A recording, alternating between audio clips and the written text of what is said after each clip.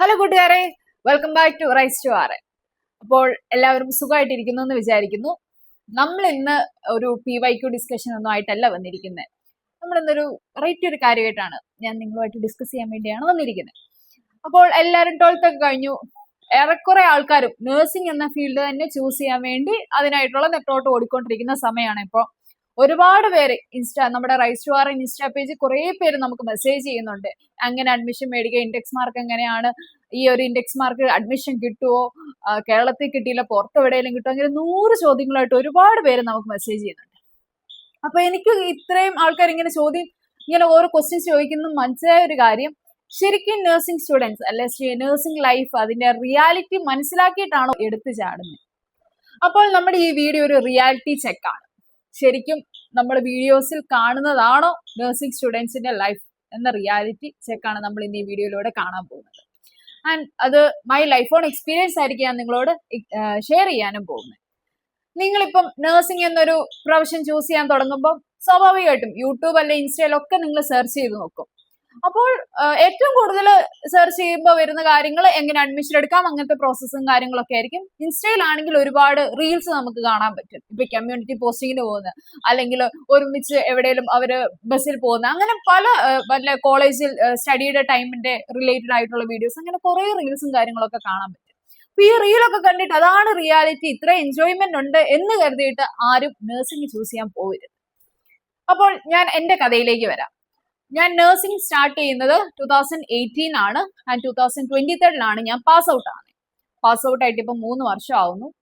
And ഞങ്ങൾക്ക് 5 വർഷം ഉണ്ടായിരുന്നു നഴ്സിംഗ് പഠനം. കാരണം കൊറോണ വന്നു, 1 വർഷം അങ്ങനെ ഒരു ലാഗ് ആയിട്ടുണ്ടായിരുന്നു. അങ്ങനെ 5 വർഷമായിരുന്നു നമ്മുടെ നഴ്സിംഗ് പഠനം എന്ന് പറയുന്നത്. 2023 പാസ് ഔട്ട് ആയിട്ട് ഞാൻ 1 ഇയർ മാത്രമാണ് ക്ലിനിക്കൽ സൈഡിൽ എക്സ്പീരിയൻസ് എടുത്തത്. അതിനുശേഷം ഞാൻ ടീച്ചിങ് കരിയർ ആണ് ചൂസ് ചെയ്തത്. ഇപ്പോൾ ഒരു ക്ലിനിക്കൽ ഇൻസ്ട്രക്ടർ ആയിട്ടാണ് ഞാൻ വർക്ക് ചെയ്യുന്നത്. ആൻഡ് ഞാൻ എന്റെ പഠിപ്പിക്കാൻ എന്റെ ആ ഒരു ഫീൽഡിലേക്ക് ഇറങ്ങിയപ്പോൾ ഞാൻ ഫസ്റ്റ് ക്ലാസ്സിൽ ചെന്ന് എന്റെ സ്റ്റുഡൻസിനോട് ഞാൻ ചോദിച്ചു, why do you all choose nursing? അതെനിക്ക് കറക്റ്റ് ആയിട്ടുള്ള ഒരു ലിബറൽ ആയിട്ടുള്ള ആൻസർ വേണമെന്ന് ഞാൻ പിള്ളേരോട് പറഞ്ഞു. അപ്പോൾ എല്ലാ സ്റ്റുഡൻസും എന്നോട് പറഞ്ഞ ഓരോ ഉത്തരം സ്കോപ്പ്, അല്ലെങ്കിൽ പേരൻസ് പറഞ്ഞു വിട്ടു. ഇത് 2 എണ്ണമായിരുന്നു ഇവരുടെ ആൻസേഴ്സ്. ആരും ഇഷ്ടം കൊണ്ട് സ്വന്തം ഇഷ്ടപ്രകാരമാണ് വന്നത് എന്ന് പറഞ്ഞില്ല. ഇങ്ങനെയൊക്കെ പറഞ്ഞാലും why do I choose nursing? ഞങ്ങളുടെ സ്റ്റുഡൻസിനെ കുറ്റം പറയാൻ പറ്റത്തില്ല. ഞാനും നഴ്സിംഗ് ചൂസ് ചെയ്ത് സ്കോപ്പ് എന്നൊരു വാക്ക് വെച്ച് മാത്രമാണ്. പഠിച്ചിറങ്ങിയ ഉടനെ ജോലി കിട്ടും, അല്ലെങ്കിൽ ഉടനെ ജോലി കിട്ടുമെന്നല്ല, പഠിച്ചിറങ്ങിയ ഉടനെ പുറത്തേക്ക് പറക്കാം, ഇതൊരു കോൺസെപ്റ്റ് വെച്ച് മാത്രമാണ് ഞാൻ നഴ്സിംഗ് എടുത്തത്. 2018 ഞാൻ നഴ്സിംഗ് പഠിക്കാനായി എന്റെ കോളേജിൽ വന്ന് കയറുമ്പോൾ എനിക്ക് നഴ്സിംഗിന്റെ ഒരു കാര്യം അറിയത്തില്ല. ഞാൻ അങ്ങനെ യൂട്യൂബ് ഒരുപാട് നോക്കിയിട്ടില്ല. ഇതിനെപ്പറ്റി റിലേറ്റഡ് ഒരു റിസർച്ചും കാര്യങ്ങളൊന്നും ചെയ്യാണ്ടാണ് ഞാൻ നഴ്സിംഗിൽ ചെന്ന് ചാടുന്നത്. ചെന്ന് കഴിഞ്ഞാൽ എനിക്ക് ആകെ അറിയാവുന്ന ഇഞ്ചക്ഷൻ കൊടുക്കാനാണ്. ഈ ഒരു കോൺസെപ്റ്റ് മാത്രമേ ഉള്ളായിരുന്നു നഴ്സിംഗിനെ പറ്റി. എന്തായാലും നഴ്സിംഗിൽ ചെന്ന് സ്റ്റാർട്ട് ചെയ്ത് പഠനം. അനാട്ടമി ഫിസിയോളജി സ്റ്റാർട്ടിങ് കിട്ടിയപ്പോൾ തന്നെ കിളി പോയി. ഭയങ്കര പാടുള്ള സബ്ജക്ട്, ഭയങ്കരമായിട്ട് ഗ്രാസ്പ് ചെയ്യാൻ ബുദ്ധിമുട്ട്, ഓർത്തിരിക്കാൻ പാട്, ഡയഗ്രാം വരച്ച് പഠിക്കാൻ പാട്, അത് വരച്ച് പഠിച്ചാൽ തന്നെ അതൊന്ന് വരച്ച് വെക്കാനുള്ള ബുദ്ധിമുട്ട്, എല്ലാം കൊണ്ടും ഭയങ്കര ബുദ്ധിമുട്ട്. സ്റ്റാർട്ടിങ്ങിൽ ഫസ്റ്റ് ഇന്റേണൽ എക്സാം വന്നു. ആ ഫസ്റ്റ് ഇന്റേണൽ എക്സാം എങ്ങനെ പാസ്സായതെന്ന് എനിക്കിപ്പോഴും അറിയത്തില്ല. കാരണം നമ്മുടെ ആദ്യത്തെ ഒരു എക്സാം എന്ന് പറയുമ്പോൾ നമുക്ക് നമ്മുടെ 12th നിന്നും എൻ്റയർലി ഡിഫറെന്റ് ആയിട്ടുള്ള ഒരു രീതിയിലാണ് നമുക്ക് എക്സാം വരുന്നത്. അതുപോലെ ഇത്രയും പഠിച്ചു വെച്ച കാര്യങ്ങൾ ഓർത്തിരുന്നല്ലേ എഴുതണം. എന്തൊക്കെയോ കാണിച്ചെന്തായാലും പാസ്സായി. കാരണം നമുക്ക് ഫസ്റ്റ് ഇയർ കുറച്ചുകൂടി സമയം കിട്ടും. നമുക്ക് ക്ലിനിക്സ് സ്റ്റാർട്ടിങ്ങിൽ ഇല്ല. അതുകൊണ്ടാണ് ഫസ്റ്റ് ഇന്റേണൽ എക്സാമിനൊക്കെ നമുക്ക് കുറച്ചുകൂടി ഇരുന്ന് പഠിക്കാനും അന്നത്തെ ദിവസമൊക്കെ കംപ്ലീറ്റ് ആക്കി വിടാനും ഒക്കെ ഒരുപാട് സമയം കിട്ടും. അപ്പം അതിനുശേഷം നമ്മുടെ ഫസ്റ്റ് ഇന്റേണൽ കഴിഞ്ഞ് കഴിയുമ്പോഴാണ് പതിയെ നമ്മുടെ ലാമ്പ് ലൈറ്റിംഗ് സെറമണി വരും. അതിനുശേഷമാണ് നമ്മളെ പതിയെ ക്ലിനിക്സിലേക്ക് ഇറങ്ങുന്നത്. ക്ലിനിക്സിലേക്ക് ഇറങ്ങുന്ന സമയം മുതലാണ് നമ്മളെ ശരിക്കുമുള്ള ടെറർ ആരംഭിക്കുന്നത്. എന്റെ ഫസ്റ്റ് ഡേ ക്ലിനിക്കൽ പോസ്റ്റിംഗ് ഞാൻ ഇപ്പോഴും ഓർക്കുന്നുണ്ട്. ഞാൻ ഒട്ടും സോഷ്യൽ അല്ലാത്ത ഒരാളാണ്. അപ്പോൾ എനിക്ക് ഭയങ്കര ബുദ്ധിമുട്ടായിരുന്നു. പേഷ്യൻസ് സൈഡിൽ ചെന്നിട്ട് അപ്പച്ച എന്തുണ്ട്, അമ്മച്ചി എന്തുണ്ട്, സുഖമാണോ, BP എടുക്കട്ടെ, പനി നോക്കട്ടെ എന്നൊക്കെ ചോദിക്കാൻ എനിക്ക് ഭയങ്കര ബുദ്ധിമുട്ടുള്ള കാര്യമായിരുന്നു. ഞാൻ നമ്മളെ ലാബിൽ നിന്ന് പഠിപ്പിച്ചു വിടും എങ്ങനെ ടെമ്പറേച്ചർ എടുക്കണം, അല്ലെ എങ്ങനെ BP നോക്കണോ എന്നൊക്കെ ലാബിൽ നിന്ന് പഠിപ്പിച്ചു വിടും. എന്നിട്ട് നമ്മൾ പേഷ്യന്റ് സൈഡിൽ ചെന്നിട്ട് നമ്മൾ അത്യാവശ്യം നല്ല ഫ്രണ്ട്ലി ആയിട്ട് പേഷ്യന്റിനോടൊക്കെ സംസാരിച്ചിട്ട് വേണം ഇതൊക്കെ ചെയ്യാൻ. ഞാൻ നേരെ ചെല്ലും, ടെമ്പറേച്ചറിന്റെ തെർമോമീറ്റർ വെക്കും, പനി നോക്കും, ഇറങ്ങിപ്പോകും. ഒരു വക നമ്മൾ സംസാരിക്കത്തില്ലായിരുന്നു. ബട്ട് എന്റെ ഫ്രണ്ട്സ് ഒക്കെ ഇങ്ങനെ മണിക്കൂറുകളോളം ചിലപ്പോൾ ഓരോ പേഷ്യൻസ് ആയിട്ട് ഇന്ന് വർത്താനം പറയുന്നതാണ് എനിക്ക് ഭയങ്കര സങ്കടം തോന്നിയിട്ടുണ്ട്, എന്തുകൊണ്ട് എനിക്ക് മാത്രം പറ്റുന്നില്ല എന്ന്. ആ ഒരു കാര്യത്തിൽ ഞാൻ കുറച്ച് സ്ട്രഗിൾ ചെയ്തിട്ടുണ്ട്, കുറച്ചേറെ ബുദ്ധിമുട്ടിയിട്ടുണ്ട്. കുറച്ചുകൂടി പേഷ്യൻസിനോട് നന്നായിട്ട് സംസാരിക്കാനും കുറച്ചുകൂടി മിങ്കിൾ ചെയ്യാനും ഒക്കെ അത്യാവശ്യം നല്ല രീതിയിൽ സമയം എടുത്തിട്ടാണ് എനിക്ക് സെറ്റ് ആയത്. ബട്ട് ചില ആൾക്കാർക്ക് തിയറി സൈഡിൽ വലിയ കുഴപ്പമൊന്നും ഉണ്ടായിരിക്കത്തില്ല, ക്ലിനിക്കൽ സൈഡിലേക്ക് ചെന്ന് കഴിയുമ്പോഴായിരിക്കും ബുദ്ധിമുട്ടുകൾ തുടങ്ങുന്നത്. തിയറി ബ്ലോക്കിൽ ഇരുന്ന് പഠിക്കാൻ കുറച്ചുകൂടി കുഴപ്പമില്ലാത്ത ആൾക്കാർ തിയറി എങ്ങനെയും ഒക്കെ സെറ്റ് ആയി പോകും. ബട്ട് ക്ലിനിക്കൽ സൈഡിൽ ചെന്ന് കഴിയുമ്പോഴത്തേനും ഇപ്പൊ ഇഞ്ചക്ഷൻ കാണുന്ന പേടി, ബ്ലഡ് കാണുന്ന പേടി, അല്ലെങ്കിൽ എന്തെങ്കിലും സർജിക്കൽ സൈറ്റ് കാണുന്നത് പേടി, അങ്ങനെയുള്ള ആൾക്കാരൊക്കെ ഉണ്ടെങ്കിൽ, കാണുമ്പോൾ തലയിറങ്ങി വീഴുന്ന ആൾക്കാരൊക്കെ ഉണ്ടെങ്കിൽ ഒക്കെ സൂക്ഷ്യം കണ്ടിട്ട് മാത്രം ഈ കരിയറിനെ പറ്റി ഓർക്കുക.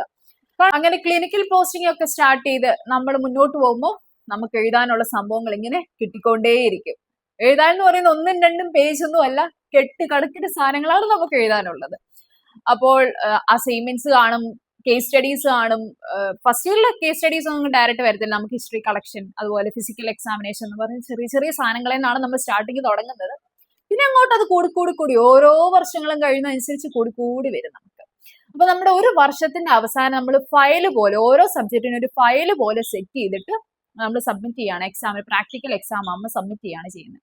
അപ്പോൾ ഞങ്ങൾ പഠിച്ചുകൊണ്ടിരുന്ന സമയത്ത് ഞങ്ങൾക്ക് ഫസ്റ്റ് ഇയറിലൊക്കെ നമുക്ക് മിനിമം ഒരു 500 തൊട്ട് 600 പേജിന്റെ ഒരു ഫയലായിരിക്കും ഒരു സബ്ജക്റ്റിന് ഉണ്ടാകുന്നത്. അപ്പൊ നിങ്ങൾക്ക് ഊഹിക്കാമല്ലോ എങ്ങനെയായിരിക്കും ഓരോ സബ്ജക്റ്റും നമ്മൾ ഫയൽ ഉണ്ടാക്കുന്നതെന്ന്. ഇയർ ബാച്ചിന്റെ കഷ്ടപ്പാടുകൾ ഇപ്പം പറഞ്ഞിട്ട് കാര്യമില്ലെന്നറിയാം, കാരണം ഇപ്പോൾ സെം ബാച്ച് ആണ്. സാരമില്ല, സെമസ്റ്റർ കുട്ടികളുടെയും അവസ്ഥ എന്താണ് നമ്മളിപ്പോ പഠിപ്പിക്കുന്നതോട് നന്നായിട്ട് അറിയാം. സെമസ്റ്ററിൽ എന്താ ബുദ്ധിമുട്ടെന്ന് പറഞ്ഞാൽ 6 മന്ത് ഇടവിട്ടാണ് നമുക്ക് എക്സാംസ് വരുന്നത്. അതുകൊണ്ട് കാരണം ഇവരൊന്ന് പഠിച്ച് സെറ്റായി എക്സാം എഴുതി ഒന്ന് റിലാക്സ് ആയി വരുന്ന സമയത്ത് അടുത്ത എക്സാം വരും. അതുകൊണ്ടാണ് നമുക്ക് ഒരു തുള്ളി സമയം കിട്ടുന്നില്ല, എപ്പോഴും കണ്ടിന്യൂസ് സ്ട്രെസ് ആണ് ഈ സെമസ്റ്ററിൽ. പക്ഷെ ഇയർ ബാച്ചിൽ അങ്ങനെ അല്ലായിരുന്നു. നമുക്ക് ഒരു എക്സാം, യൂണിവേഴ്സിറ്റി എക്സാം കഴിഞ്ഞ് കുറച്ച് ഒന്ന് റിലാക്സ് ആയി കുറച്ച് ആശ്വസിക്കുക, ഒരു വർഷത്തിന് ശേഷമല്ലേ എക്സാം വരത്തുള്ളൂ. പക്ഷെ സെമസ്റ്ററിൽ അങ്ങനെയല്ല, കുറച്ചുകൂടി അത്യാവശ്യം നല്ല സ്ട്രെസ് ഉണ്ട് സെമസ്റ്റർ സിസ്റ്റത്തിൽ വരുമ്പോൾ. ഇഞ്ചക്ഷൻ മാത്രമാണ് നഴ്സിംഗ് എന്ന് കരുതിയാണോ നിങ്ങൾ വരാനിരിക്കുന്നത് എങ്കിൽ നിങ്ങൾക്ക് കംപ്ലീറ്റ്ലി തെറ്റി. കാരണം ഇഞ്ചക്ഷൻ എന്ന് പറയുന്നത് നഴ്സിംഗിന്റെ ഒരു 0.005% മാത്രമേ ഉള്ളൂ ഇഞ്ചക്ഷൻ എന്ന് പറയുന്നത്. ഓക്കെ, അപ്പോൾ എന്തൊക്കെയാണ് നമ്മളെ നഴ്സിംഗിൽ നമ്മൾ സ്റ്റുഡന്റ് ലൈഫായിട്ട് ആരംഭിക്കുമ്പോൾ നമ്മൾ ചെയ്യുന്നത്? നമ്മൾ ക്ലിനിക്കൽ സൈഡിൽ ചെന്ന് കഴിയുമ്പോൾ നമ്മളോട് ആദ്യം നമ്മളെ പഠിപ്പിക്കുന്ന കാര്യം ബെഡ് മേക്കിംഗ് ആണ്. ബെഡ് മേക്കിങ്ങിന് മുമ്പ് പഠിപ്പിക്കുന്ന ബെഡ് സൈഡ് ക്ലീനിങ് ആണ്. എങ്ങനെയാണ് പേഷ്യന്റ് സൈഡ് നമ്മൾ ക്ലീൻ ആക്കി കീപ്പ് ചെയ്യേണ്ടത്, പേഷ്യന്റ് ടേബിൾ അല്ലേ ബെഡ് സൈഡ് എങ്ങനെയാണ് ക്ലീൻ ആക്കി കീപ്പ് ചെയ്യേണ്ടത്, ഇങ്ങനത്തെ കാര്യങ്ങളൊക്കെയാണ് നമ്മൾ ആദ്യം നമ്മളെ പഠിപ്പിക്കുന്നത്. പിന്നെ വരുന്നതാണ് ബെഡ് മേക്കിംഗ്. ബെഡ് മേക്കിംഗ് എന്ന് പറയുമ്പോൾ ഒരു പ്രത്യേക രീതിയിലാണ് നമ്മളും ബെഡ്ഷീറ്റ് വിരിക്കുന്നത്. ഓരോ പേഷ്യൻസിനും ബെഡ്ഷീറ്റ് പ്രിപ്പയർ ചെയ്യേണ്ട കാര്യങ്ങളൊക്കെ, അതാണ് നമ്മുടെ ബെഡ് മേക്കിംഗ് എന്ന് പറയുന്നത്. അതിനുശേഷം നമ്മൾ വൈറ്റൽ സയൻസ് എടുക്കാൻ പഠിക്കും. വൈറ്റൽ സയൻസ് എന്ന് പറയുന്നത് നമ്മൾ നോർമൽ ടെമ്പറേച്ചർ നോക്കും, അതുപോലെ BP നോക്കും, പൾസ് നോക്കാനൊക്കെ നമ്മളെ പഠിപ്പിക്കും. ഇതാണ് ശരിക്കും പറഞ്ഞാൽ ഫസ്റ്റ് ഇയറിൽ നമ്മൾ മെയിൻ ആയിട്ട് പഠിക്കുന്ന കാര്യങ്ങൾ. ഇത് തന്നെ നമ്മൾ ക്ലിനിക്കൽ സൈഡിൽ ചെന്ന് കഴിയുമ്പോൾ തന്നെയും പിന്നെയും ചെയ്ത് നമ്മൾ സത്യം പറഞ്ഞാൽ വൈറ്റൽ സയൻസും ബെഡ് മേക്കിങ്ങും ഫസ്റ്റ് ഇയറിൽ തന്നെ വെറുക്കും. നഴ്സിംഗ് പഠിക്കുന്ന അല്ലെങ്കിൽ നഴ്സിംഗ് പഠിച്ചു കഴിഞ്ഞാൽ ആരോടെങ്കിലും നിങ്ങളൊന്ന് ചോദിച്ചു നോക്കാം വൈറ്റൽ സയൻസും ബെഡ് മേക്കിങ്ങും ഇഷ്ടമാണോ? ഒരു മനുഷ്യനും അത് അക്സെപ്റ്റ് ചെയ്യത്തില്ല. കാരണം നമ്മൾ ഫസ്റ്റ് ഇയറിൽ തന്നെ ഇത് ചെയ്ത് മടുക്കും. കാരണം ഈ സ്റ്റാഫ് നഴ്സുമാര് നമ്മുടെ ഹോസ്പിറ്റൽ സൈഡ് ക്ലിനിക്സ് ഡ്യൂട്ടിക്ക് ചെല്ലുമ്പോൾ സ്റ്റാഫ് നഴ്സുമാര് നമ്മുടെ തലവട്ടം കാണുമ്പോൾ തന്നെ പറയും, ഇന്ന റൂം മുതൽ ഇന്ന റൂം വരെ എല്ലാ ബെഡ് മേക്കിംഗ് ചെയ്തു, അല്ലെങ്കിൽ ഇന്ന റൂം മുതൽ ഇന്ന റൂം വരെയുള്ള എല്ലാ പേഷ്യന്റും വൈറ്റൽസ് എടുത്തു. ഇതായിരിക്കും അവര് പറയുന്നത്. വേറെ പ്രത്യേകിച്ച് ഒരു പണി നമ്മളെ കൊണ്ട് ചെയ്യിപ്പിക്കാൻ കാണില്ല. പിന്നെയുള്ള പണി എന്ന് പറയുന്നത് ഒരു ഹോസ്പിറ്റൽ പോലെ ഇരിക്കില്ല കേട്ടോ. ലാബിൽ പോയി ലാബിന്റെ റിപ്പോർട്ട്, ബ്ലഡിന്റെ ഇൻവെസ്റ്റിഗേഷൻ റിപ്പോർട്ട് കളക്ട് ചെയ്യാൻ പറയും. അല്ലെ ഇന്ന പേഷ്യന്റ് ഇന്ന സ്ഥലത്തേക്ക് ഷിഫ്റ്റ് ചെയ്യാൻ ഒന്ന് അസിസ്റ്റ് ചെയ്യാൻ പറയും. ഇങ്ങനത്തെ അങ്ങോട്ടും ഇങ്ങോട്ടുള്ള കുറെ ഓടാനുള്ള പരിപാടികൾ നമ്മളെ ഏൽപ്പിക്കും. ശരിക്കും പറഞ്ഞാൽ നമുക്കൊരു 8 to 1 ആണ് നമ്മുടെ ഡ്യൂട്ടി ടൈമെങ്കിൽ അങ്ങനെ ആയിരിക്കും മോസ്റ്റ് കോളേജുകളിലും. ഉച്ചവരെയും ഡ്യൂട്ടി, ഉച്ച കഴിഞ്ഞ് ക്ലാസ്സസും ആയിരിക്കും. അപ്പൊ അങ്ങനെയാണെന്നുണ്ടെങ്കിൽ 8 തൊട്ട് 1 മണി വരെ നിൽക്കാനുള്ള കപ്പാസിറ്റി നമുക്ക് കാണണം, അല്ലെങ്കിൽ ഓടാനുള്ള കപ്പാസിറ്റി കാണണം. നമ്മൾ അത്യാവശ്യം നല്ല രീതിയിൽ ഓടിപ്പിക്കുക, നല്ല രീതിയിൽ നിന്ന് പണിയെടുപ്പിക്കും. ഇനി പണിയൊന്നും ഇല്ലെങ്കിൽ തന്നെ നമ്മൾ എവിടെയെങ്കിലും പോസ്റ്റ് ആയിട്ട് നിന്ന് നമ്മുടെ കാല് കഴിക്കും. അതുകൊണ്ടാണ് അത്യാവശ്യം നിൽക്കാനും നിന്ന് അത് സർവൈവ് ചെയ്യാനുള്ള കൽപ്പുള്ള ആൾക്കാരൊക്കെ ഇത് ചൂസ് ചെയ്യുക. കാരണം നിന്ന് കുറച്ചൊക്കെ കഴിയുമ്പോൾ ഒരു ഫസ്റ്റ് ഇയറിന്റെ പകുതി ആകുമ്പോൾ തന്നെ, ക്ലിനിക്സിൽ ഇറങ്ങിയ ഒരു പകുതി ആകുമ്പോൾ തന്നെ പതിയെ കാലിന് വേദന, നടുവേദന, പുറത്തിന് വേദന, കൈക്ക് വേദന എന്ന് പറഞ്ഞ് ഓരോ സാധനങ്ങളുടെ നമ്മളുടെ കൂടെ കൂടാൻ തുടങ്ങും. അതുകൊണ്ടാണ് ഇതെല്ലാം നമുക്ക് സർവൈവ് ചെയ്യാൻ പറ്റുമെന്നൊരു കപ്പാസിറ്റി ഉള്ള ആൾക്കാർ മാത്രമേ നഴ്സിംഗ് ചൂസ് ചെയ്യാവുള്ളൂ. ഞാൻ റിയൽ ആയിട്ട് പറയുന്നതാണ്. കാരണം ഈ ബാക്ക് പെയിൻ റിലേറ്റഡ് ആയിട്ടുള്ള പ്രോബ്ലംസ് ഉള്ള ആൾക്കാരൊന്നും ദയവേത് ഇങ്ങനത്തെ ഒരു പ്രൊഫഷൻ ചൂസ് ചെയ്യാതിരിക്കുക. കാരണം നമുക്കൊരിക്കലും ഇതൊന്നും പ്രൊലോങ്ഡ് സ്റ്റാൻഡിങ് അവോയ്ഡ് ചെയ്യാൻ പറ്റത്തില്ല, അല്ലെ വെയിറ്റ് ലിഫ്റ്റിംഗ് അവോയ്ഡ് ചെയ്യാൻ പറ്റത്തില്ല. കാരണം ഇതൊക്കെ നമ്മുടെ പ്രൊഫഷന്റെ ഭാഗമാണ്. അതുകൊണ്ടാണ് ഇങ്ങനത്തെ ഇഷ്യൂസ് ഉള്ള ആൾക്കാരൊന്നും ദയവേത് ഇങ്ങനത്തെ ഒരു പ്രൊഫഷൻ ചൂസ് ചെയ്യരുത്. അതുപോലെ തന്നെ അത്യാവശ്യം നല്ല രീതിയിൽ നമുക്ക് തിയറി പഠിക്കാനുണ്ട്. വിചാരിക്കുന്ന പോലെ ഒന്നുമല്ല, അത്യാവശ്യം നല്ല രീതിയിൽ തന്നെ ടഫ് ആയിട്ടുള്ള ടോപ്പിക്സ് മാത്രമാണ് നമ്മൾ കവർ ചെയ്യുന്നത്. ഈ സെമസ്റ്റർ സിസ്റ്റത്തിൽ പറയുകയാണെങ്കിൽ നമുക്ക് 30ഓളം സബ്ജക്ട് വരുന്നുണ്ട് 4 വർഷങ്ങളിലായിട്ട്. 8 സെമസ്റ്ററിലായിട്ട് 30ഓളം സബ്ജക്ട്സ് ആണ് വരുന്നത്. അതിൻ്റെ അകത്ത് യൂണിവേഴ്സിറ്റി എക്സാംസ് ഉള്ളത് വരുന്നുണ്ട്, അതുപോലെ തന്നെ മൊഡ്യൂൾസ്, സാധാ ഇന്റേണൽ എക്സാംസ് ഉള്ള സബ്ജക്ട്സും വരുന്നുണ്ട്. അപ്പൊ ഇത്രയും സബ്ജക്ട്സ് നമ്മൾ നല്ല രീതിയിൽ തന്നെ കവർ ചെയ്ത് പഠിക്കേണ്ടതായിട്ടുണ്ട്. ഇപ്പം സെമസ്റ്റർ വൈസ് ആയതുകൊണ്ട് തന്നെ പ്രീവിയസ് ഇയർ ക്വസ്റ്റ്യൻ പേപ്പേഴ്സിൽ നിന്നുള്ള ക്വസ്റ്റ്യൻസിന്റെ വരവ് ഭയങ്കര കുറഞ്ഞിരിക്കുകയാണ്. അതുകൊണ്ട് സിലബസ് ബേസ് ചെയ്ത് തന്നെ നമ്മൾ മുഴുവൻ കാണാപ്പാടം നല്ല രീതിയിൽ പഠിക്കേണ്ടതായ ആവശ്യകത വരുന്നുണ്ട്. അപ്പോൾ ഇതൊക്കെ നന്നായി പഠിച്ചെടുക്കാൻ പറ്റും, അതിന് എനിക്കൊരു കാലിബറി കപ്പാസിറ്റി ഉണ്ട് എന്നുള്ള ഉറപ്പുള്ള ആൾക്കാർ മാത്രം ഇത് ചൂസ് ചെയ്യാൻ ശ്രമിക്കുക. കാരണം ഇവിടെ വന്ന് വെറുതെ ഒരുപാട് സ്ട്രഗിൾ ചെയ്യാതെ കുറച്ച് നമുക്ക് ഫ്രീ ആയിട്ട് ഉള്ള നമ്മുടെ ഒരു കോളേജ് ജീവിതമാണ്. അപ്പൊ നമ്മൾ ഒരുപാട് അതിനായിട്ട് കിടന്നിങ്ങനെ ചത്ത് കിടന്ന് പഠിക്കാതെ കുറച്ചെങ്കിലും ഒന്ന് ഫ്രീ മൈൻഡഡ് ആയിട്ട് പോകണമെങ്കിൽ നമുക്ക് അതിനുള്ള ഒരു കപ്പാസിറ്റി ഉണ്ടാവണം. ഇല്ലെങ്കിൽ നമ്മൾ വേറെ ഏതെങ്കിലും കോഴ്സ് നമുക്ക് പറ്റുന്ന രീതിയിലുള്ള കോഴ്സ് ചൂസ് ചെയ്യാം. വെറുതെ ഞാൻ പറഞ്ഞോളൂ, വെറുതെ എന്തിനാ, നമുക്കുള്ള നല്ല കുറച്ച് കാലം മാത്രമാണ് നമ്മൾ കോളേജ് ലൈഫ് എന്ന് പറയുന്നത്. അപ്പൊ ഇങ്ങനൊരു ഇതെടുത്തിട്ട് നമുക്കുള്ള ആ കുറച്ച് നല്ല മൊമെന്റ്സ് വെറുതെ നഷ്ടമാക്കി കളയാതിരിക്കുക. പിന്നെ നിങ്ങൾ മനസ്സിലാക്കേണ്ട ഒരു കാര്യമുണ്ട്, നമ്മുടെ യൂണിവേഴ്സിറ്റി എക്സാം വരുമ്പോൾ മാത്രമായിരിക്കും നമ്മൾ തിയറി പാർട്ട് പഠിക്കാൻ പോകുന്നത്. ഒരിക്കൽ പോലും നമ്മൾ സ്കൂളിൽ പഠിച്ചുകൊണ്ടിരിക്കുമ്പോൾ പറയത്തില്ലേ, അന്നെന്നുള്ളത് അന്നന്ന് തന്നെ അങ്ങ് പഠിക്കുകയാണെങ്കിൽ എക്സാം ആകുമ്പോൾ ആ ബുദ്ധിമുട്ടൊന്നും കാണില്ല എന്ന്. നമുക്ക് ഈ നഴ്സിംഗിൽ അത് പ്രാക്ടിക്കലി പോസിബിൾ അല്ല. നമ്മൾ തിയറി എക്സാം ആകുമ്പോഴത്തേനും അല്ലെ യൂണിവേഴ്സിറ്റി എക്സാമിന്റെ ഒരു ആഴ്ച അല്ല 15 ദിവസം നമുക്കൊരു സ്റ്റഡി ലീവ് കിട്ടും. ആ സ്റ്റഡി ലീവിന്റെ സമയത്ത് മാത്രമേ നമ്മൾ ഓരോ ആൾക്കാരും ടെക്സ്റ്റ് ബുക്ക് തുറക്കത്തുള്ളൂ. ഉള്ള കാര്യമാണ്. കാരണം ബാക്കി സമയം നമുക്ക് എഴുതി കൂട്ടാൻ ഇഷ്ടം പോലെ ഉണ്ട്, അത് തന്നെ എഴുതി തീരാൻ സമയം കാണില്ല. അത് കഴിഞ്ഞിട്ടല്ലേ ടെക്സ്റ്റ് ബുക്ക് തുറക്കുന്നത്. അതുകൊണ്ട് കാരണം നമുക്ക് ആ കിട്ടുന്ന ആ ഒരു 15 ദിവസമായിരിക്കും. ആ 15 ദിവസം കൊണ്ടാണ് നമ്മൾ ഇത്രയും ഒരു സബ്ജക്റ്റ് ആയിരിക്കില്ല, ഓരോ സെമ്മിലും 1, 2, 3 സബ്ജക്ട്സ് ഒക്കെ വെച്ചിട്ടുണ്ട്. അത്രയും സബ്ജക്ട്സ് കവർ ചെയ്യേണ്ട ഈ 15 ദിവസത്തിനുള്ളിലായിരിക്കും. പിന്നെ ചില കോളേജസ് കുറച്ചുകൂടി ഇത് ലിബറൽ ആയിട്ട് 1 മാസം സ്റ്റഡി ലീവ് ആയിട്ടൊക്കെ അവരുടെ ക്ലാസ്സസ് അഡ്ജസ്റ്റ് ചെയ്ത് പ്രൊവൈഡ് ചെയ്യുന്ന ഇഷ്ടംപോലെ കോളേജുകൾ കേരളത്തിലുണ്ട്. അതൊക്കെ നിങ്ങൾ ചെല്ലുന്ന കോളേജിന്റെ ഇതനുസരിച്ചിരിക്കും കേട്ടോ. അപ്പോൾ ഇനി ഞാൻ പറയാൻ ആഗ്രഹിക്കുന്ന കാര്യം ഹോസ്റ്റൽ ലൈഫിനെ പറ്റിയാണ്. നമ്മുടെ കേരളത്തിലെ ഒട്ടുമിക്ക കോളേജിലും അവരുടെ ഹോസ്റ്റലുകളുണ്ട്. ദൂരെ നിന്ന് വരുന്ന എല്ലാ കുട്ടികളും ആ ഹോസ്റ്റലിൽ തന്നെ നിന്നായിരിക്കും പഠിക്കുന്നത്. അതൊന്നും മാൻഡേറ്ററി ആയിരിക്കത്തില്ല, മാൻഡേറ്ററി ആയ കോളേജുകളും ഉണ്ട് കേട്ടോ. അപ്പോൾ ഇങ്ങനെ ഹോസ്റ്റലിൽ നിന്ന് പഠിക്കുമ്പോൾ നമുക്ക് ഹോം സിക്നെസ് ഒരു പ്രശ്നമാവും. ചിലപ്പോൾ ഫുൾ ടൈം അവർ ഫോൺ പ്രൊവൈഡ് ചെയ്തില്ല എന്ന് വരാം. അതുപോലെ തന്നെ ഫുഡ് ആദ്യമൊക്കെ നമ്മൾ ചെന്ന് കയറുന്ന സമയമൊക്കെ 2 മാസമൊക്കെ അടിപൊളിയായിട്ട് ഫുഡ് തന്നു, പിന്നെ പതിയെ അത് മോശമായി തുടങ്ങും. ഏത് ഹോസ്റ്റലാണെങ്കിലും നിങ്ങൾ വിചാരിച്ചോളുക, എങ്ങും വീട്ടിൽ നിന്നും കിട്ടുന്ന കൂട്ട് ഫുഡ് ഒരു ഹോസ്റ്റലും കിട്ടാൻ പോകുന്നില്ല. അപ്പൊ അതിന്റെ ബുദ്ധിമുട്ടുകൾ വരും, ഹെൽത്ത് ഇഷ്യൂസ് വരും. അപ്പൊ ഇതിന്റെ എല്ലാ ഇടയ്ക്കോടെ നമ്മുടെ നഴ്സിംഗ് പഠനം കൊണ്ടുവേണം. അതുപോലെ തന്നെ നമ്മൾ രാത്രിയിലൊക്കെ ഫുൾ ടൈം ഇരുന്ന് എഴുതിയാൽ പോലും നമുക്ക് തീരാത്ത അത്രയും സാധനങ്ങൾ നമുക്ക് എഴുതാൻ കാണും. അപ്പോൾ എല്ലാ ഹോസ്റ്റലിലും പറയുന്ന കാര്യമാണ് രാത്രി 11 മണി വരെ ലൈറ്റ് ഇടാൻ പാടുള്ളൂ, അതിനുശേഷം ലൈറ്റ് ഓഫ് ആക്കണമെന്ന്. അപ്പൊ നമുക്ക് രാത്രിക്ക് ഇരുന്ന് എഴുതാനുള്ള സമയം കിട്ടില്ല. ഇങ്ങനത്തെ പല കാര്യങ്ങളും നമ്മൾ ഹോസ്റ്റലിൽ ഫേസ് ചെയ്യേണ്ടി വരും.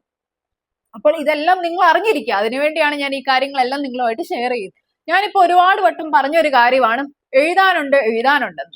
എന്തൊക്കെയാണ് നിങ്ങൾക്ക് എഴുതാൻ വരുന്ന കാര്യങ്ങൾ? അസൈൻമെന്റ്സ് കാണും, കേട്ടിട്ടുള്ളതാണ്. ഓരോ സബ്ജക്റ്റിനെ പറ്റിയുള്ള അസൈൻമെന്റ്സ് നിങ്ങൾ എന്തായാലും കേട്ടിട്ടുണ്ടാവും. കെയർ പ്ലാൻസ് എന്ന് പറയുന്ന സംഭവമുണ്ട്, കേസ് സ്റ്റഡി ഉണ്ട്, ക്ലിനിക്കൽ പ്രസന്റേഷൻസ് ഉണ്ട്, റിപ്പോർട്ട്സ് ഉണ്ട്, അതുപോലെ തന്നെ റെക്കോർഡ്സ് ഉണ്ട്. ഇങ്ങനെ ഓരോ സബ്ജക്റ്റും ഇഷ്ടംപോലെ കാര്യങ്ങൾ നമുക്ക് എഴുതാനുണ്ട്. അപ്പൊ അസസ്മെന്റുകളുണ്ട്. അപ്പൊ ഈ കേസ് സ്റ്റഡി കെയർ പ്ലാൻ എന്നൊക്കെ പറയുന്നത് നമ്മൾ ഒരു കെയർ പ്ലാൻ അല്ല, ഒരു കേസ് സ്റ്റഡി ഒന്നുമല്ല, 3, 4 കേസ് സ്റ്റഡി, 3, 4 കെയർ പ്ലാൻ ഒക്കെയാണ് ഓരോ സെമിസ്റ്ററിലും നമ്മൾ എഴുതേണ്ടി വരുന്നത്. അതുകൂടാതെ അസസ്മെന്റുകൾ നമ്മൾ എഴുതു മാത്രമല്ല, അതും 3, 4 എണ്ണം വെച്ച് നമ്മുടെ മാഡംസിനെ നമ്മൾ അസസ്മെന്റ് ചെയ്തും കാണിക്കണം. ഇതെല്ലാം നമ്മൾ കറക്റ്റായിട്ട് എഴുതി അത് ഡയറക്റ്റ് ഫെയർ ആയിട്ട് എഴുതാൻ പറ്റില്ല. നമ്മൾ റഫ് ആയിട്ട് ഒരു ബുക്ക് ഫുൾ എഴുതി അതിന് കറക്ഷൻ വാങ്ങിച്ചിട്ട് മാത്രമേ നമുക്ക് ഫെയർ ആയിട്ട് എഴുതാൻ പറ്റത്തുള്ളൂ. ഇനി ഫെയർ ആയിട്ട് എഴുതിയാലും അതിൻ്റെ അകത്തും പിന്നെയും നമുക്ക് കറക്ഷൻസ് കിട്ടും. പിന്നെ ഉള്ളൊരു കാര്യമാണ് വൈവ. വൈവ നമുക്ക് വരുന്ന ഒരു സെമസ്റ്ററിൽ 200, 250, 100, 150 ഈ റേഞ്ചിലാണ് വൈവ വരുന്നത്. ഇത്രയും വൈവ നമ്മൾ കാണാപ്പാടം പഠിക്കണം. അത് ഓരോ മാഡസിന്റെ അടുത്ത് ചെന്ന് പറഞ്ഞു കേൾപ്പിച്ച് സൈൻ വാങ്ങിക്കണം. ഇങ്ങനെ ഇഷ്ടംപോലെ കാര്യങ്ങളുണ്ട് നഴ്സിംഗിന്റെ അകത്ത്. പിന്നുള്ള ഒരു കാര്യമാണ് ഓസ്കി. അത് നമ്മുടെ ഇയർ ബാച്ചിൽ ഓസ്കി എന്നൊരു സംഭവം ഇല്ലായിരുന്നു. കോവിഡ് ടൈമിൽ ഒരു പ്രാവശ്യം എക്സാം നടത്തിയ ഓസ്കി മോഡലിലായിരുന്നു. ബാക്കിയെല്ലാം നമുക്ക് പ്രാക്ടിക്കൽ എക്സാം ബെഡ് സൈഡിൽ തന്നെയായിരുന്നു. ഈ പ്രാക്ടിക്കൽ എക്സാം നിങ്ങൾക്ക് എങ്ങനെയാണ് സെമസ്റ്റർ വൈസിൽ എങ്ങനെയാണ് വരുന്നതെന്ന് പറഞ്ഞാൽ, നമുക്ക് പ്രാക്ടിക്കൽ സൈഡിൽ ചെന്നിട്ട് പേഷ്യന്റ് സൈഡിൽ നിന്നിട്ട് ഒരു പ്രൊസീജിയർ നമ്മൾ ചെയ്ത് കാണിക്കണം. അതിനുശേഷം നമ്മൾ തിരിച്ച് കോളേജിൽ വന്നിട്ട് കോളേജിൽ ലാബിൽ ഏതെങ്കിലും മാനിക്യൂലിൽ അല്ല ഒരു ഡമ്മിയിൽ നമ്മൾ ഒരു പ്രൊസീജിയർ ചെയ്ത് കാണിക്കണം. അങ്ങനെ ഡമ്മിയിൽ ചെയ്യുന്ന പ്രൊസീജിയറിനാണ് നമ്മൾ ഓസ്കി എന്ന് പറയുന്നത്. അതെല്ലാ സെമസ്റ്ററിലും നമുക്ക് ഓസ്കി എക്സാമും കാണും. ഇനി ലാസ്റ്റ് 8th സെമസ്റ്റർ ആകുമ്പോൾ, 8th സെമസ്റ്റർ എന്ന് പറയുമ്പോൾ ഇന്റേൺഷിപ്പ് ആണ്. 7th സെമസ്റ്ററോട് കൂടി നിങ്ങളുടെ എല്ലാ തിയറി എക്സാംസും കഴിഞ്ഞു. അതിനുശേഷം 8th സെമസ്റ്റർ നമുക്ക് കംപ്ലീറ്റ് പോസ്റ്റിംഗ് ആയിരിക്കും. നമുക്ക് കോളേജിലേക്ക് വരേണ്ടത് ആവശ്യമേ വരുന്നില്ല, പഠിക്കാനൊന്നുമില്ല. അങ്ങനെ കംപ്ലീറ്റ് പോസ്റ്റിംഗ് ആയിരിക്കും. ഒരു സ്റ്റാഫ് നഴ്സിനെ പോലെ തന്നെ മോർണിംഗ് ഈവനിങ് നൈറ്റ് ഡ്യൂട്ടി ഒക്കെ ചെയ്ത് നമ്മളൊരു കംപ്ലീറ്റ് ഇന്റേൺഷിപ്പ് പ്രോഗ്രാമിലായിരിക്കും 8th സെമസ്റ്റർ എന്ന് പറയുന്നത്. ആ സമയം 8th സെമസ്റ്ററിന്റെ ഫുൾ ഇന്റേൺഷിപ്പ് പ്രോഗ്രാം കഴിഞ്ഞ് കഴിയുമ്പോൾ നമുക്ക് ഓസ്കി എക്സാം വരുന്നുണ്ട്. ആ ഓസ്കി എന്ന് പറയുന്നത് നമ്മൾ ഫസ്റ്റ് ഇയർ മുതൽ 8th സെമസ്റ്റർ വരെ പഠിച്ച എല്ലാ കാര്യങ്ങളും എല്ലാ സബ്ജക്ട്സും ഇൻക്ലൂഡ് ചെയ്തിട്ടുള്ള ഒരു ഓസ്കി എക്സാമിനേഷൻ ആയിരിക്കും ലാസ്റ്റ് വരുന്നത്. നമുക്കിനി ഫിനാൻഷ്യൽ റിയാലിറ്റിയും കൂടി ഒന്ന് നോക്കാം. ഇതിനകത്ത് നമുക്ക് ഒരു വർഷത്തെ ഫീസ് വരുന്നതെന്ന് പറയുന്നത് 1,20,000 തൊട്ട് 30 വരെ നമുക്ക് ആവറേജ് എടുക്കാം. അത് ഓരോ വർഷവും മാറിയും മറിച്ചൊക്കെ ഇരിക്കും കേട്ടോ. ഒരു ആവറേജ് എത്രയും നമ്മുടെ ഫീസ് മാത്രം പോകുമ്പോൾ മറ്റു പലതിനായിട്ട് നമ്മൾ ഇഷ്ടംപോലെ എക്സ്ട്രാ മുടക്കേണ്ടി വരും. സിമ്പിൾ ആയിട്ട് പറയുകയാണെങ്കിൽ നമ്മൾ എഴുതി കൂട്ടാൻ പോകുന്ന A4 അത് എന്തോരം ഉണ്ടെങ്കിലും മതിയാവില്ല. മേടിച്ചു കൂട്ടാൻ പോകുന്ന പേന, അതുപോലെ തന്നെ ഓരോ കാര്യങ്ങളും, ഈവൻ നമ്മുടെ മാർക്കർ, സ്കെച്ച് പെൻ എന്ന് വേണ്ട അങ്ങനത്തെ എല്ലാ കാര്യങ്ങളും, ചാർട്ട് പേപ്പർ, ഓരോ പ്രസന്റേഷനും അതുപോലെ തന്നെ ഓരോ പ്രൊജക്ട് വർക്കിനൊക്കെ ആയിട്ട് ഇഷ്ടംപോലെ ചാർട്ട് പേപ്പർ, കളർ പേപ്പർ എന്ന് വേണ്ട അങ്ങനെ ഇഷ്ടംപോലെ സാധനങ്ങൾ നമ്മൾ മേടിച്ചു കൂട്ടും. ഈ മേടിച്ചു കൂട്ടാൻ പോകുന്ന സാധനങ്ങളൊന്നും നമ്മുടെ ഫീസിന്റെ അകത്ത് ഉൾപ്പെടുന്നതല്ല. ഇതെല്ലാം നമ്മുടെ എക്സ്ട്രാ ചെലവുകളാണ്.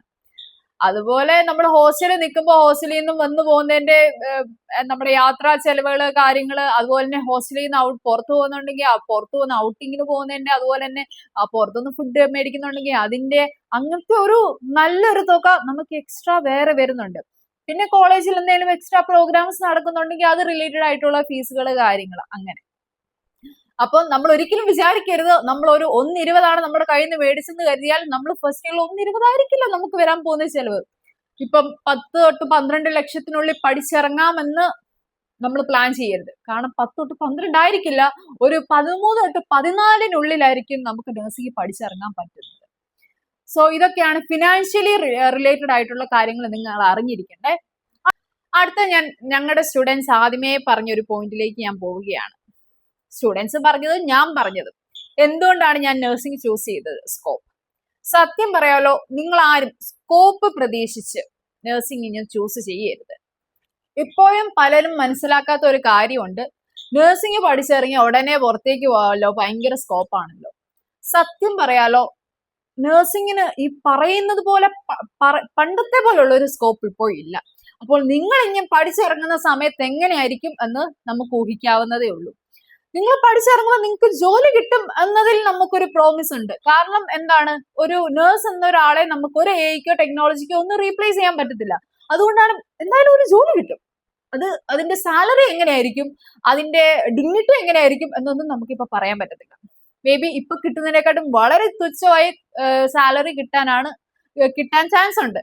കാരണം ഇപ്പൊ പോലും പല പഠിച്ചിറങ്ങിയ 2-3 വർഷമായിട്ട് പഠിച്ചിറങ്ങിയ കുട്ടികളെല്ലാം പുറത്തു പോകാതെ എല്ലാവരും ഈ നാട്ടിൽ കൂടെ തന്നെയുണ്ട്.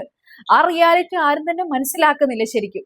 അപ്പോൾ നമ്മളൊരു പർട്ടിക്കുലർ ഹോസ്പിറ്റലിൽ ജോലി ചെയ്തുകൊണ്ടിരിക്കുന്നു, അതിൽ നിന്ന് നമുക്ക് എന്തെങ്കിലും കഷ്ടപ്പാട് ബുദ്ധിമുട്ടായി നമ്മൾ അവിടുന്ന് പോയാൽ വരാൻ 100 ആൾക്കാർ വേറെ ഉണ്ട്. അതുകൊണ്ട് കാരണം സാലറി നമുക്ക് ഹൈ റേഞ്ചിൽ നമുക്ക് പ്രതീക്ഷിക്കാൻ പറ്റില്ല. അതുപോലെ തന്നെ പുറത്തേക്കുള്ള സ്കോപ്പ് ഭയങ്കരമായിട്ട് കുറഞ്ഞിരിക്കുകയാണ് ഇപ്പോൾ. അതുപോലെ പുറത്തേക്ക് പോയി ഇഷ്ടംപോലെ കുട്ടികൾ പഠിക്കുന്നുണ്ട് നഴ്സിംഗ്, MSc BSc ഒക്കെ പുറത്ത് പോയി പഠിക്കുന്നുണ്ട്. അപ്പൊ ഈ പുറത്ത് പഠിച്ചിറങ്ങുന്ന കുട്ടികൾക്ക് അവിടെ തന്നെയാണ് ജോലി ചെയ്യാൻ പറ്റത്തുള്ളൂ, ഇങ്ങോട്ട് വരാൻ പറ്റത്തില്ല. അപ്പൊ അവിടെ അങ്ങനെ ഒരു പോപ്പുലേഷൻ കൂടുന്നത് കൊണ്ട് ഇവിടുന്നുള്ള ഇൻടേക്കും വളരെ കുറഞ്ഞുകൊണ്ട് തന്നെയാണ് ഇരിക്കുന്നത്. അതുകൊണ്ടാണ് നിങ്ങൾ ആരും ഈ സ്കോപ്പ് എന്നൊരു കോൺസെപ്റ്റ് വെച്ച് ദയവ് ചെയ്ത് നഴ്സിംഗ് ചൂസ് ചെയ്യാതിരിക്കുക. നിങ്ങൾ കുറച്ചുകൂടി അതിനെപ്പറ്റി പഠിക്കുക. ഇനി ഭാവിയിൽ ഇതിനൊരു സ്കോപ്പ് ഉണ്ടായിരിക്കുമോ, ഭാവിയിൽ നമുക്ക് ആഗ്രഹിക്കുന്ന രീതിയിൽ ഒരു നിലയിൽ എത്തിപ്പെടാൻ പറ്റുമോ എന്നതിനെ പറ്റിയൊക്കെ ഒരു പഠിത്തം നടത്തിയിട്ട് മാത്രം നഴ്സിംഗിലേക്ക് ഇറങ്ങിത്തിരിക്കുക. പിന്നെ ഞാൻ പറയുകയാണെങ്കിൽ നഴ്സിംഗ് എന്നൊരു ജോലി കുറച്ചൊക്കെ ഇഷ്ടമുണ്ടെങ്കിൽ മാത്രം നന്നായിട്ട് ചെയ്യാൻ പറ്റുന്ന ഒരു പ്രൊഫഷനാണ്. കാരണം ഈ ഒരു പ്രൊഫഷന് എല്ലായിടത്തും പറയുന്ന പോലെ കെയർ, കമ്പാഷൻ, അതുപോലെ പേഷ്യൻസ്, കമ്മിറ്റ്മെന്റ് ഇതെല്ലാം വേണ്ടതാണ്. അതല്ലെങ്കിൽ ഒരു കംപ്ലീറ്റ് കെയറോ അങ്ങനെ ഒരു പേഷ്യന്റിന് ഇഷ്ടപ്പെടുന്ന രീതിയിലുള്ള ഒരു കെയറോ ഒന്നും നമുക്ക് കൊടുക്കാൻ പറ്റില്ല. നമുക്കും ഒരു സാറ്റിസ്ഫാക്ഷൻ കാണില്ല. നമ്മൾ ജസ്റ്റ് വരുന്നു, ഒരു ജോലി ചെയ്യുന്നു, പോകുന്നു, ഇങ്ങനെ ആയിരിക്കും. അപ്പോൾ നമ്മൾ ജോലി ചെയ്ത്, നിങ്ങൾ സ്റ്റുഡൻസ് ആയിരിക്കുമ്പോൾ ഇതൊന്നും മനസ്സിലാവില്ലായിരിക്കും. നമ്മൾ പഠിച്ചിറങ്ങിയ ഒരു ജോലിക്ക് ഒരു സ്റ്റാഫ് നേഴ്സ് ആയിട്ട് ജോലി കയറി കഴിഞ്ഞു കഴിയുമ്പോഴായിരിക്കും നമുക്ക് താല്പര്യം ഉണ്ടോ, അല്ലെങ്കിൽ ഇത് നമുക്ക് പറ്റിയ പരിപാടിയാണോ അല്ലയോ എന്ന് നമുക്കൊന്ന് ചൂസ് ചെയ്യാൻ പറ്റത്തുള്ളൂ. എന്റെ ഒരു അറിവില് നിങ്ങൾ താല്പര്യം ഇല്ലെങ്കിൽ, നഴ്സിംഗിനോട് യാതൊരുവിധ ഇഷ്ടവും തോന്നുന്നില്ല എന്നുണ്ടെങ്കിൽ നമ്മൾ അത് സ്കിപ്പ് ചെയ്യുക, അത് നിർത്തിയിട്ട് വേറെ ജോലിക്ക് പോവുക എന്നത് മാത്രമേ ഉള്ളൂ. കാരണം താല്പര്യം ഇല്ലാണ്ട് എന്തിനാ ഒരു ജോലി നമ്മൾ ഇത്രയും കഷ്ടപ്പെട്ട് ചെയ്യുന്നത്? അതിലും ഭേദം അതിലും കുറഞ്ഞ സാലറിയിൽ നമ്മൾ ഇഷ്ടപ്പെടുന്ന എന്തെങ്കിലും ഒരു ജോലി ചെയ്യുകയാണെങ്കിൽ അറ്റ്ലീസ്റ്റ് നമുക്ക് അങ്ങനെ ഒരു സാറ്റിസ്ഫാക്ഷൻ ഉണ്ടല്ലോ. നമ്മൾ ഇഷ്ടപ്പെടുന്ന ജോലിയാണ് ചെയ്യുന്നതെങ്കിലും ഉള്ളൊരു സാറ്റിസ്ഫാക്ഷൻ നമുക്ക് കിട്ടും. അതാണ് ഞാൻ പറഞ്ഞത്, നഴ്സിംഗ് ഒരിക്കലും നമ്മൾ ഇങ്ങനെ ഇഷ്ടപ്പെട്ട് ചെയ്യേണ്ട ഒരു പ്രൊഫഷൻ അല്ല. ഇത് ഞാൻ പറയുന്ന എൻ്റെ ഒരു കോൺസെപ്റ്റ് മാത്രമാണ് കേട്ടോ. ഓരോ ആൾക്കാർക്ക് ഓരോ രീതിയായിരിക്കും. ഇനി എനിക്ക് ലാസ്റ്റ് നിങ്ങളുമായിട്ട് ഷെയർ ചെയ്യാനുള്ള ഒരു കാര്യം, am I proud to be a nurse? സത്യം പറഞ്ഞാൽ I am still figuring out only. ഞാൻ ഇപ്പോഴും അത് എനിക്കറിയത്തില്ല ഞാൻ അത്ര പ്രൗഡ് ആണോ അല്ലയോ. പക്ഷെ എനിക്ക് മനസ്സിലായ ഒരു കാര്യം എന്ന് പറയുന്നത്, ഈ നഴ്സിംഗ് എന്ന് പറയുമ്പോൾ സ്ഥിരം ക്ലീഷേ ഡയലോഗുകളായ ഭൂമിയിലെ മാലാകമാർ, ആതുര സേവനം, ഇതിലൊന്നും എനിക്ക് ആ ഒരു കോൺസെപ്റ്റിനോട് എനിക്ക് വലിയ താല്പര്യമൊന്നുമില്ല. ജസ്റ്റ് മെൻഷനിങ്, ഞാൻ എന്റെ കോൺസെപ്റ്റ് മാത്രമാണ് പറയുന്നത്. അപ്പോൾ എനിക്ക് ഇങ്ങനത്തെ ഇതിനോടൊന്നും വലിയ താല്പര്യമില്ല. അപ്പം ഞാൻ മനസ്സിലാക്കിയിട്ടുള്ള ഒരു കാര്യം എന്ന് പറയുന്നത്, ഓരോ നേഴ്സായിട്ട് നമ്മൾ വർക്ക് ചെയ്യുമ്പോൾ ഓരോ പേഷ്യൻസിനെ നമ്മൾ കാണുമ്പോൾ it will make us realise how lucky we are and how blessed we are. അല്ലേ? നമ്മുടെ ഓരോ പേഷ്യൻസ് ആയിട്ട് ചെന്ന് ഒരു പേഷ്യൻസിന്റെ ബുദ്ധിമുട്ടുകളൊക്കെ കണ്ടു കഴിയുമ്പോൾ നമ്മൾ എന്ത് ഭാഗ്യം ചെയ്തവരാണ്, നമുക്ക് ഈ പ്രശ്നങ്ങളൊന്നും ഇല്ലല്ലോ, നമുക്ക് ഇത്രയും കഷ്ടപ്പാടുകളും ബുദ്ധിമുട്ടുകളൊന്നും ഇല്ലല്ലോ എന്നോർത്ത് നമ്മൾ എന്ത് ലക്കിയാന്ന് നമ്മൾ മനസ്സിലാക്കും. അതുപോലെ തന്നെ നമ്മൾ ഭയങ്കര ദൈവത്തോട് ഗ്രേറ്റ്ഫുൾ ആയിരിക്കും, ഇതുപോലെ നല്ലൊരു അടിപൊളി ജീവിതം തന്നെ. എനിക്കങ്ങനെയാണ് പലപ്പോഴും തോന്നിയിട്ടുള്ളത്. ഞാനൊരു സിമ്പിൾ എക്സാമ്പിൾ പറയാം. ഞാൻ വർക്ക് ചെയ്തുകൊണ്ടിരുന്ന സമയത്ത്, ക്ലിനിക്കൽ സൈഡിൽ വർക്ക് ചെയ്തുകൊണ്ടിരുന്ന സമയത്ത് എനിക്ക് കുറച്ചു നേരം നിന്ന് എനിക്ക് സ്വയമായിട്ടും കാലിന് വേദന എടുക്കാൻ തുടങ്ങി. അപ്പൊ ഞാൻ വിചാരിച്ചു, എന്റെ ദൈവം എന്ത് കാലിന് വേദന, എന്ത് കഷ്ടപ്പാടായത്, ബുദ്ധിമുട്ടായത്. അങ്ങനെ ആയിട്ട് ഞാൻ എന്റെ പേഷ്യന്റ് സൈഡിലേക്ക് ചെല്ലുകയാണ്. പേഷ്യന്റ് സൈഡ് ചെല്ലുമ്പോൾ എന്റെ പേഷ്യന്റ് ആയിട്ട് എനിക്ക് കിട്ടിയിരിക്കുന്ന 22 വയസ്സുള്ള ഒരു കൊച്ചിന്റെ ഡിസ്കിന് പ്രോബ്ലം, കംപ്ലൈന്റ്, ഒട്ടും നടക്കാൻ പോലും പറ്റുന്നില്ല. പിന്നെന്തോ ക്യാൻസർ റിലേറ്റഡ് ആയിട്ടുള്ള കാര്യങ്ങൾ, ബുദ്ധിമുട്ടുകളൊക്കെ.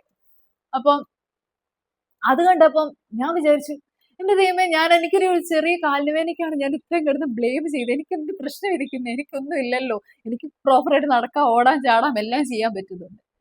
അന്ന് മുതലാണ് ഞാൻ ഇത് മനസ്സിലാക്കി, ഈ ഒരു കോൺസെപ്റ്റിലേക്ക് എത്തിയത്. നഴ്സിംഗ് എന്ന് പറയുന്നത് നമ്മൾ always make us remember how blessed we are. നമ്മൾ എന്ത് അനുഗ്രഹിക്കപ്പെട്ടവരാണെന്ന് നമ്മൾ എപ്പോഴും മനസ്സിലാക്കി തരുന്ന ഒരു പ്രൊഫഷനാണ് നഴ്സിംഗ് എന്ന് പറയുന്നത്. സോ നഴ്സിംഗ് എടുക്കാൻ പോകുന്നവരെല്ലാം just try to love nursing and do nursing with this type of attitude.